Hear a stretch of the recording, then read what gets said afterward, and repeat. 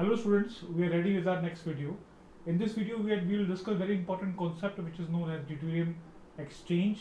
In this process we try to add heavy water which is called D2O in the compound which contain some function group which contain some acidic proton like alcohol, phenol, carboxylic acid, thiol, amines, and we have amide. So these are the function groups which contain exchangeable proton. So when we add D2O to it, when we add heavy water to it, we observe some very important type of reaction. Let's discuss what we observe in this reaction. D2O exchange is a process where we try to add D2O, which is called the heavy water, in a compound, in a compound which contain NH2, which contain amide, which contain thiol, which contain carboxylic acid, alcohol or phenol, and you can see here all these protons are exchangeable. So when we add the D2O to it, and what we need to do in this case, we just have to add D2O to it, 2 drop in the NMR sample tube, and just shake it. We just shake it. As we shake it, there is no heating required, there is no reaction is required. We just have to add 2 drop of D2, and we just have to shake our compound to obtain ND2, COND2, CS, COD, OD, and phenolic OD. And what we observe here, okay, we observe in this case that suppose we consider amine.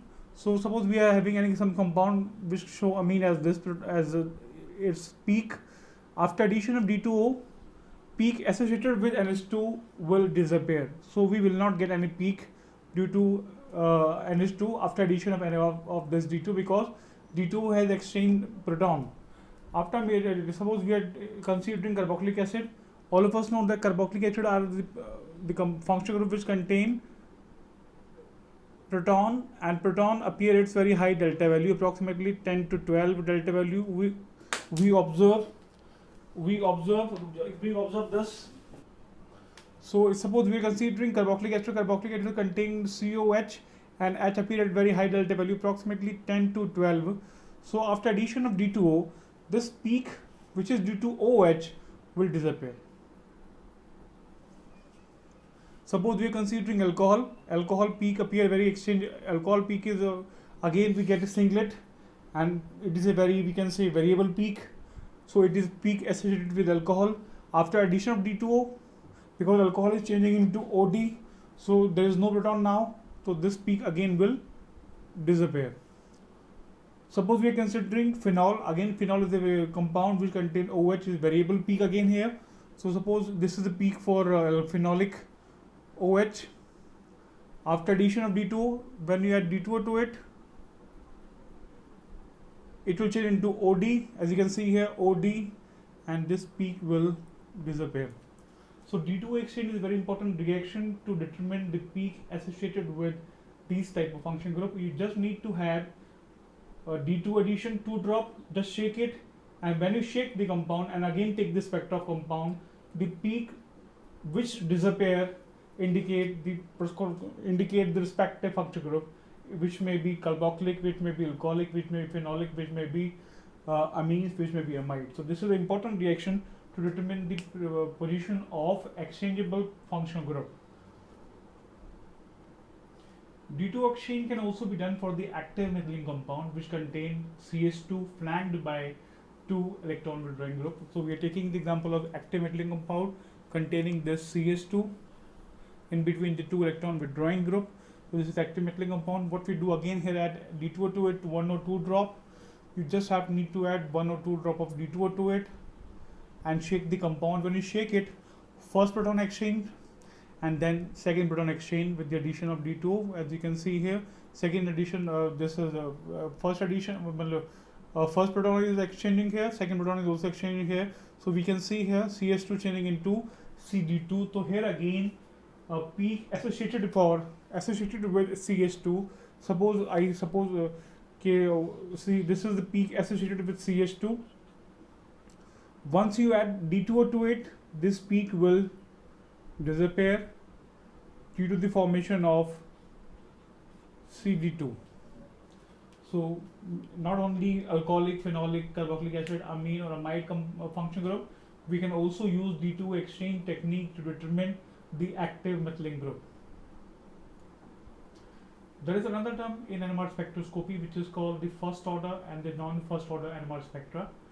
Remember those spectra which are very well separated, and those spectra where peaks are very well separated, where very far apart from each other, are considered as first order spectra, and those spectra where peaks are closely spaced, they are very close to each other, are called non-first order spectra.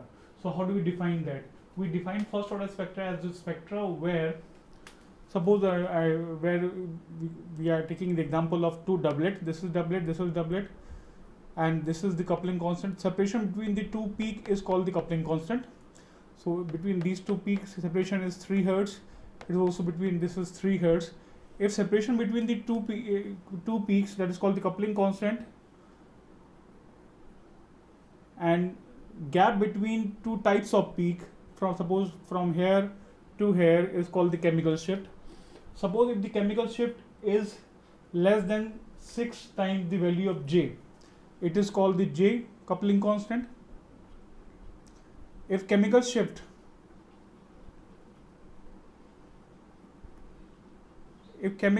difference between two peaks is between this and this, a difference between the chemical shift is less than 6 times the value of J, it is called the non-first order spectra. If chemical shift is more than 6 times value of J, 6 times the value of J, J is coupling constant. So it means if coupling constant is 3, I am taking 6 times, means 18 Hertz. If separation between two types of peaks is less than 18 Hertz, it is less than 18 Hertz, it is non-first order spectra. As you can see here, two peaks are very close to each other, and separation between these two peaks are perhaps less than 18 Hertz, 6 times value of J. You can see here 6 times the value of J. Separation between these two peak, chemical shift difference is less than 6 times the value of J. It is called, there you can see here, peaks are very closely spaced, two doublets are very closely spaced, less than 6 times the value of J. It is called the non-first order spectra. If peak separation chemical shift is more than 6 times of J, as you can see here, it is more than 18 Hertz. More than 18 Hertz, you can make out is more than 18 Hertz. I am saying it is more than 18 Hertz. So in that case, it is first order spectra. So if separation is less, spectra is called non-first order. If separation is more than 6 times the value, coupling constant is the separation between the two peaks. This and this separation is called the coupling constant. These peaks and these peak separation from the middle point is called the chemical shift difference. So chemical shift difference should be more than 6J for spectra to be first order spectra. And if it is less than 6J, it is non-first order spectra. Some books mention that it is 10J, but you can take it as 6J, where the coupling constant difference should be 6J, 6 times. When peaks are very far apart from each other, they do not easily disturb each other nature. Doublet will appear as a doublet, but when peaks are very close to each other, peaks will start interacting with each other, and shapes of peak will disturb. Suppose this is two doublet. When they come very close to each other, the middle peak become high in intensity, and lower peak become low in, and outer peak become low in intensity, and we observe distortion in the peak's nature when peaks are very close to each other. So non-first order spectra disturb the nature of the peak. This is the one point we should take into consideration, that non-first order spectra, when peak are closely spaced, it is difficult to make out whether peaks are two doublet, as you can see here, or whether peaks are quartet, whether peaks are doublet, or whether peaks are, suppose I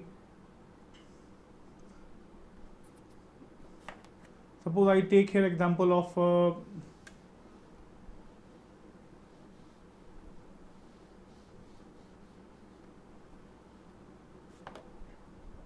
of peaks. Suppose peaks are very well separated. In that case, we can easily make out that it is a two singlet peak. But when it is non-first order spectra, like this, in that case we will be confused to say whether it is two singlet or whether it is just one doublet.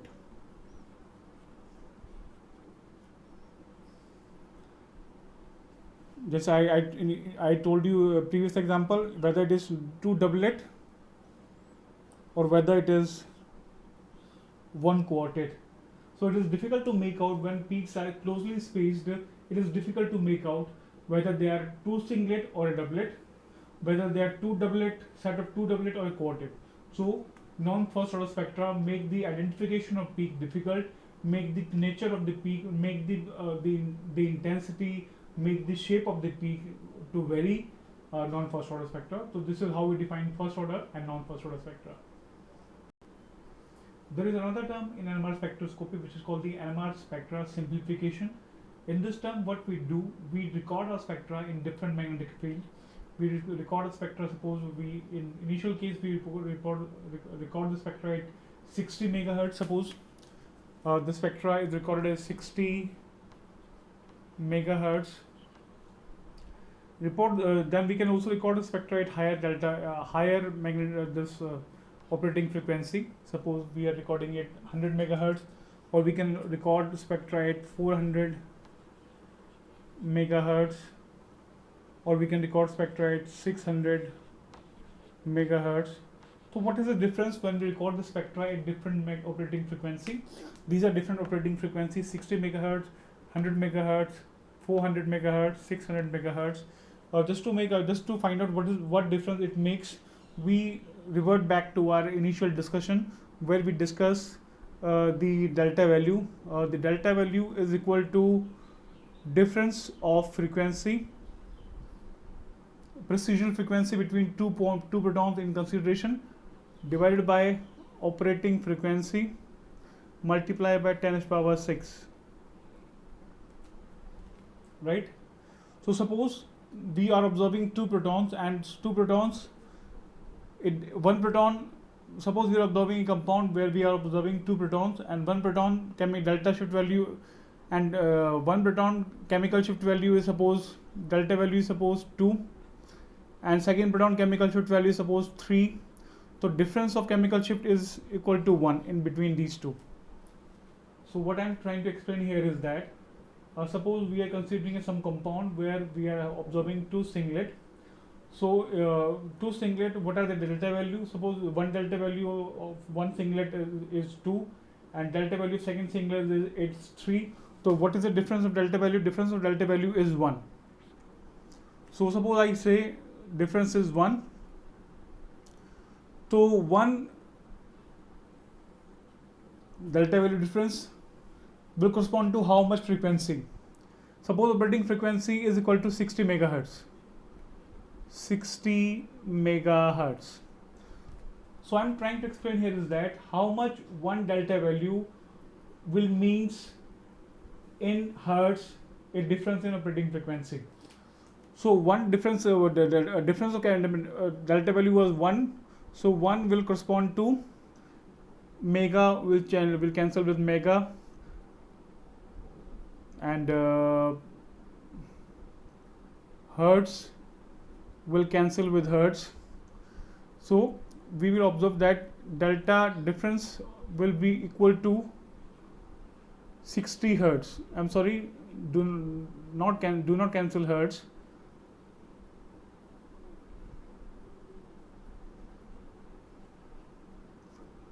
So we can after cancelling mega factor from each other, one delta value in a operating frequency of 60 megahertz will correspond to 60 hertz, separation of 60 hertz. So what I am trying to explain here is what is the meaning of one delta value if operating frequency is 100 megahertz. 100 megahertz, again mega with mega will cancel out, so difference of frequency will be equal to 100 hertz. Suppose operating frequency is 400 megahertz, so difference of frequency will become 400 megahertz or 400 hertz. Suppose operating frequency was 600 megahertz, so difference of frequency will become 600 hertz. This formula we have discussed in previous classes. How to determine the delta value we have discussed in the previous classes. So sir, kindly see the previous lecture. So by just looking at what is the operating frequency, we can find out what is the meaning of 1 delta in terms of energy value. So if operating frequency is 100 megahertz, then difference of frequency is 100 hertz. If operating frequency is 400 megahertz, then difference of frequency is 400 hertz. If operating frequency is 600 megahertz, then operating frequency difference is 600 hertz. So what we are trying to explain here is that as we are increasing the operating frequency, separation of two peaks is increasing. One delta value at 60 hertz is 60 hertz. One delta value in 100 megahertz at 100 hertz. One delta value in 400 megahertz operating frequency is 400 hertz. One delta value at 600 megahertz is equal to 600 hertz.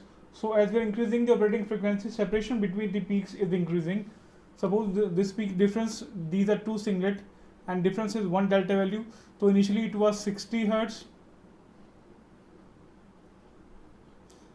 Operating frequency increase, it will become 100 hertz. Operating frequency increase, it will become 400 hertz. Operating frequency increase, it will become 600 hertz. So with the increase of operating frequency, we are making the peaks which are two singlet to move away from each other. So what is the importance of this increasing of operating frequency? Importance is that we can make out sometimes there is a confusion. We cannot make out whether it is a doublet or whether it is a two. We cannot make out whether it is a doublet or two singlet or doublet. So to know whether it is a two singlet or doublet, we increase the operating frequency. If they are two singlet, they will move apart from each other. As you can see here, they're moving apart. So they're moving apart. So we are getting two singlet. One singlet is this and one singlet is this. So we can make out, yes, they are two singlet. They are not one doublet.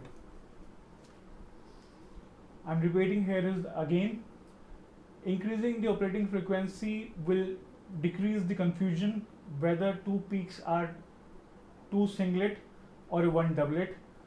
To make out the difference, what we do, we increase the operating frequency. If they are two singlet with a difference of one delta value, then one delta value will correspond to 60 hertz, 100 hertz, 400 hertz, 600 hertz, and with the increase of operating frequency, peaks are moving apart from each other. This is called the simplification of spectra.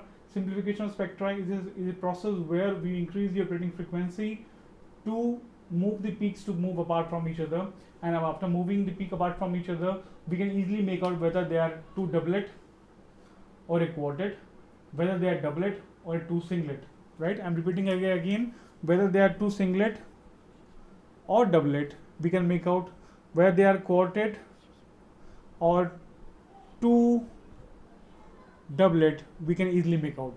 Suppose I'm having 4 peaks. In that case, when peaks are closely spaced, their shapes also changes. So it is difficult to make out whether they are two doublet or a quartet. So in that case, suppose if they are two doublet and you're increasing the operating frequency, so two doublet will start moving apart from each other. So after moving apart from each other, they will show you two peaks pattern like this. Doublet and doublet. By increasing the operating frequency, they will show themselves as two doublet.